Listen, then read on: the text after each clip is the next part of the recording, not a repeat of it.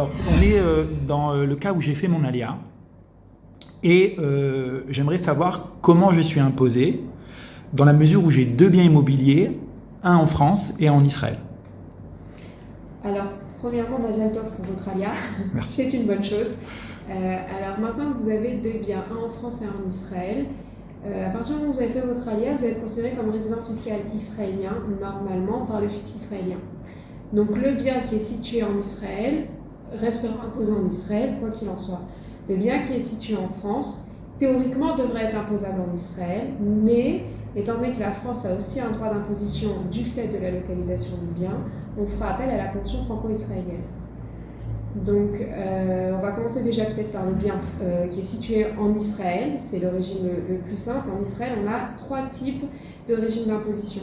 On a un premier, c'est une imposition, comme on dirait en France, au barème progressif de l'impôt sur le revenu, c'est-à-dire qu'en fonction du revenu, on a un taux d'imposition qui va augmenter. C'est le premier régime fiscal et qui peut être intéressant quand on a des grosses charges afférentes au bien parce qu'il peut diminuer au maximum le revenu imposable et s'en sortir avec une imposition qui est moins importante, faible ou nulle. Deuxième régime d'imposition, si le bien est situé en Israël, c'est une imposition à 10%.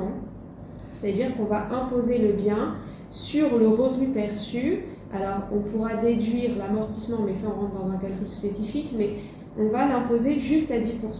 Ça peut être intéressant quand on n'a pas beaucoup de charges, on a un gros revenu, et que finalement, imposer à 10%, on a un impôt qui est inférieur à ce qu'on aurait eu à payer si on avait déclaré du moins le bien au barème progressif de l'impôt sur le revenu. Et on a un troisième régime d'imposition. C'est dès lors qu'on a le revenu, le loyer mensuel inhérent au bien qui est inférieur à une certaine somme, c'est aux alentours des 5000 shekels, mais ça change chaque année, alors on n'a pas d'imposition en Israël, c'est exonéré d'imposition. Ça, c'est pour le bien qui est situé en Israël.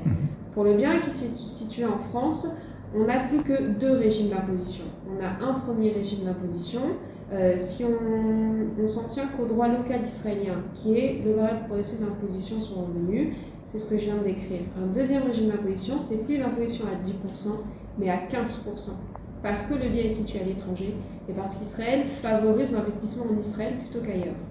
Maintenant, quand on met au l'écradage, si le bien est situé à l'étranger, c'est-à-dire en France en l'occurrence, la France va vouloir également imposer. Et là, on s'en remet uniquement à la Convention franco-israélienne qui dit que l'imposition du bien se fera au lieu de situation du bien. C'est-à-dire que si le bien est situé en France, on imposera en France et non plus en Israël.